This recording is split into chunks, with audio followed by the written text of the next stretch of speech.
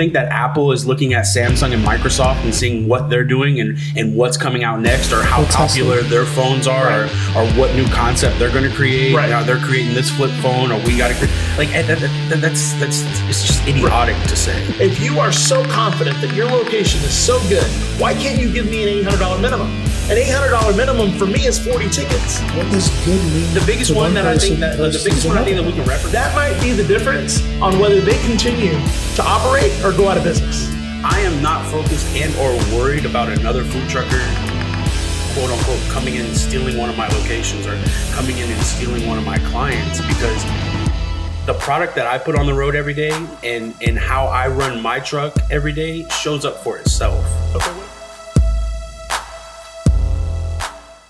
Our passion lies within the business and being entrepreneurs, chasing numbers, growing our businesses, daily. We look at numbers all day long. Every day. Yeah, not just once either. Like our square dashboards are our best friends, right? We're seeing, are we comping against last year's numbers or yesterday's numbers or last week's numbers? And I'm looking at everybody else's numbers, because I want to know where I'm at. Okay, so that's also a great question. That's also a great. So where do you get those numbers? I get those numbers from RBFT because I'm privy to our trucks. When I say our numbers, I'm talking about our trucks. Yeah, our 3 trucks. I always want to know how I'm doing up against Latin or how I'm doing up against Wingbox. Well, you want to know what you're doing against the competition as well, right? Or not the competition, but just other food trucks. Absolutely. And one of the things that you guys do, and which is great, is you guys send out the quarterly updates. Yeah. So what is the business like quarterly? So when you guys send those out from AAFT, I have the opportunity now to see where I'm lining up and where I'm matching up against the averages. Everybody. You know what I'm saying? Like, is my average strong enough, or is my average the same as all these other guys? Well, and we break it down too to where you can see what the top 10 truck averages are. Not the individual numbers, but what that whole average is. So, and that's the thing. Like, you can't sit there and be like, I'm not worried about nobody else. I'm only worried about myself. Like, at the end of the day, if that's your mentality and that's your saying, you're never going to be successful. You don't think that Apple is looking at Samsung and Microsoft and seeing what they're doing and what's coming out next, or how popular their phones are, or what new concept they're going to create? Now they're creating this flip phone, or we got to create. Like, that's it's just idiotic to say. How transparent are you with other food trucks in terms of what numbers? Well, I mean, I think that you're getting into some sticky areas there, right? Because a lot of people aren't transparent. I mean, at the end of the day, and they don't have to be. That's why they got into business for themselves. It's nobody else's business what you're making, how much you're making, how successful you are. But there's a flip side to that as well, right? So, and the flip side to that is, what about these, someone that's looking to get into the industry, right? Mm-hmm. Or what about your peer that asks you, hey, how was this event the last time you did it? And you either overinflate your numbers and say, hey, I did $3,000 at that event, or you say, oh, it's not a very good one because you don't want that truck going to that event, right? But in essence, you're hurting whoever it is that's asking you that question. 100%. And not just hurting that person, but hurting the industry as well, right? The local industry. Because now, let's say that food truck didn't pack enough food because you told them that, hey, it's not an event that I do again, right? And they did it anyway. They didn't listen to you because maybe they asked 5 other food truckers, and those 5 other food truckers said, hey, yeah, it's a great event. Go ahead and do it. But what if they didn't pack enough? And now they show up to the event, they work it, and they run out of food halfway through. And in your mind, you're saying, oh, well, that's too bad for that truck, right? But now what has occurred is whoever booked that truck is now looking at it and saying, you know what? Our food truck's really the right option because they can't hold enough food. And maybe that wasn't the case at all. Maybe that truck didn't pack enough because you told them not to. So, transparency. So, Adam, I know you're super passionate about this, right? Because you are probably one of the most transparent people that I know in business. Why share with someone your numbers, or why tell them what you do? Why not? Like, does it hurt you to tell somebody your numbers? Egos, maybe. I mean, when it comes out, because I was one of those people. Transparency. I was just transparency open. Is so big to me because of, like you said, like, it can help The only benefit to transparency is help, right? If I have a crappy shift and somebody comes to me and say, hey, how was that shift? It was crappy. Like, I'm only helping them because now they know what to expect if they get booked for that shift. Or if I tell them, hey, like, I did $3,000 at this shift. Now they know this is going to be a really busy shift. Like, transparency hurts nobody. It doesn't. It helps people out because you know what? Not every shift is going to be a banger. But aren't you afraid another truck's going to find out that a location's really good, or that a client is willing to spend a lot of money and try to steal that client or that location from you? Absolutely not. I am not focused and or worried about another food trucker, quote unquote, coming in and stealing one of my locations or coming in and stealing one of my clients, because the product that I put on the road every day and how I run my truck every day shows up for itself. Okay, what if they undercut your price? If they undercut our price, it's like that's one of the things that we were talking about before. That's huge in our market, right? Is people going behind and undercutting the price. But at the end of the day, all you're doing is hurting the entire market, and you're gonna hurt yourself too. Because say you go in, say the standard is 15, and now you're coming in and you're doing it for 12, right? So now you do it for 12, Johnny has to do it for 12, Emily has to do it for 12, right? So now you just created a new standard. So now next year, when a new client comes in, they want it for 10. Now you got to go back and do it for 10 now. So you're just continuing to diminish and diminish and diminish your brand and hurt the overall, just because you want to be greedy just to make that, just to get that one account. So with transparency, it's one of those things that not everyone's going to be transparent. You just have to accept it for what it is. But that's why you've got to use your other resources. You've got to be able to tap into, food truck pages or food truck groups. Because even though, if you think about it, on a daily basis, how many food truckers do you interact with, right? You really don't, unless you show up to a location that's got multiple trucks at a location. But outside of that, you're booking work individually, you're booking work directly through a client, or you're booking work through an organizer. So when you're working with an organizer, that's easy. You just say, hey, what's the average at this location? And if it's a good organizer, they're going to give you a straight answer on that. But when you're working directly with a client, sometimes clients lie too, right? Absolutely. Right. I was going to tell you that. And when you say clients, it's like some of these communities book their own food trucks, right? So they use whatever HOA contact that they have, and we'll say that is that is the client, right? Because that's who you communicate with. And there's been a couple instances where we've gone out to a community, and I have personally asked the client or the HOA liaison, whoever's there, how good is this event, or how much did the previous truck do? And they give me numbers that are way off from what I end up doing that night, and it could be cuisine type, could be truck type, could be branding, could be marketing. But if you've had trucks there, dozen times, you have an average already, and your average is way off from what you're telling me. Or it just depends on what's relative, which is, what is good? What does good mean? The biggest one that I think that the biggest one I think that we can reference for you is the schools, right? Okay. Or like the colleges, the schools, or Tammy's dentist office, that's downtown, right?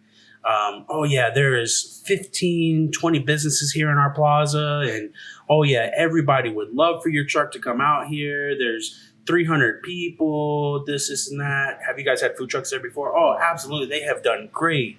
When somebody says, hey, they've done great. Exactly. Hey, they've done great, or hey, they sold out, or okay. What does that mean? Right. What define great? Define sold out. Define sold out. Right. Because my sold out is $5,000, right? Right. Because my truck is packed to do $5,000.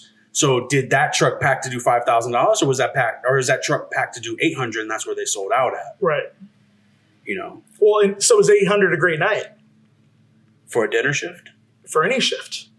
For a lunch shift, yeah, I would say 800 is probably is going to be a running average right now in the market, in the climate that we're in, with businesses starting to get back into office and with some locations starting to open up. Like, if your lunch is an $800 average, that's a good lunch right now.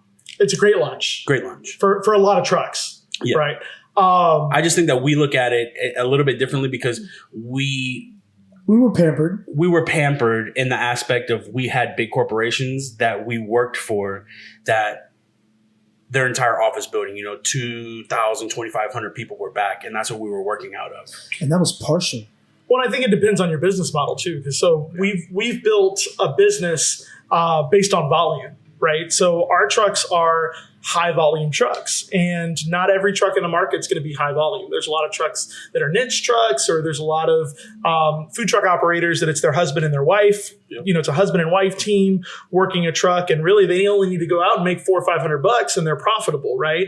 But for us, at $400 or $500 on a shift, we're still underwater. Mm-hmm. And I think that is a common misconception in our business. It's, that every food truck should be happy with a certain amount of orders or a certain dollar amount, because we're all different. Our organizations are built differently, or our business model is built differently. And that goes for cuisine type, that goes for size of the truck, that goes, there's a lot of variations, or there's a lot of variables that go into whether a shift is successful or whether that truck deems that shift successful.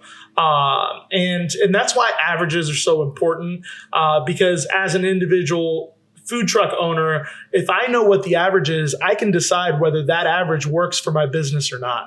And averages aren't going to tell you the whole story, because a lot of the times, we show up and something happens where it's an off night or an off day, or, we show up to a corporate office and they had a catering that day that no one knew about. They ordered pizza for a whole floor, right? Those kinds of things happen. But those are the exception to the rule. If you know what the general rule is and you have data to show you, hey, this is the average, then you can make intelligent business decisions. And I want to go back to something that you said earlier, where a client says, hey, every food truck that we've had sells out here, and we're just looking for more food trucks. Well, why are you looking for more food trucks? If every food truck that you've had, you're telling me you've had food trucks for a year, and every food truck sells out, usually you wouldn't have a problem finding a food truck. No, absolutely not. Right? Because food trucks want to go back. Mm-hmm. I know that every location that I've ever gone to that we've performed, not even sold out, as long as we've made money, you make a profit, you want to go back, right? Because that's the name of the game. Yeah. So I would just err on the side of caution if you're a food truck owner and you've got a client telling you that, hey, I've got a lights out location, right? We're going to sell you out, and they're calling you. Right? Unless you've built a brand where it's desirable and people have been asking for your brand, that's a different story. But I can't tell you the amount of phone calls that I get from small offices or small business parks or apartment complexes that say, hey, every truck that we host sells out. And it's just not true, right? Because the minute that you ask for a minimum, they go, they either say, what's that? Or we don't do that. Well, why don't you do it?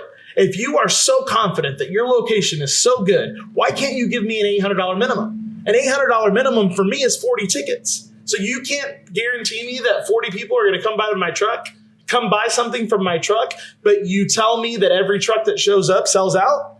Something doesn't add up there. Yeah. Right? The confidence level. Transparency level.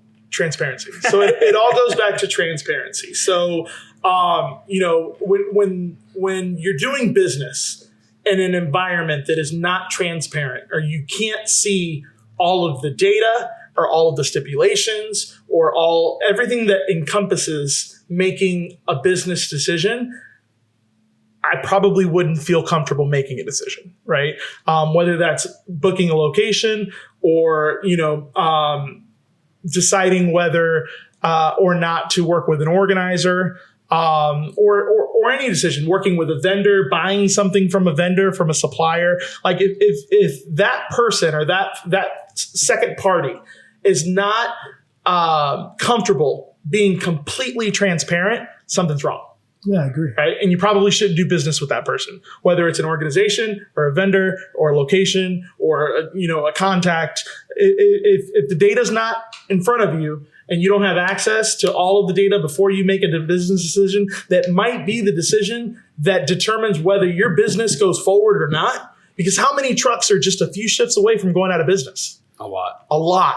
especially in today's climate, right? So, and I think that that's what people fail to realize, and organizers and people who are looking for food trucks fail to realize that you're playing with someone's livelihood. When you call an individual food truck and you're saying, hey, I want you to come out to my event and I want you to do $3,000 in sales, that $3,000 for that food trucker, if they show up and they pack that much and it doesn't go well, that might be the difference on whether they continue to operate or go out of business.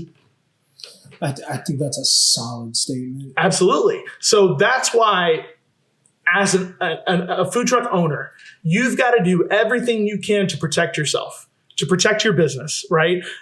Establishing minimums, working with organizers that have a reputation and they're willing to stand behind a location that they're sending you to, right? Because it's not just enough to tell me, hey, you're going to do great at this location, right? But what if I don't? Right? Am I still paying you a fee? Yeah. What's my safety? Right. Am I paying you a fee on $500 in sales? Am I paying you a fee on $300 in sales? Right? What do you have into it?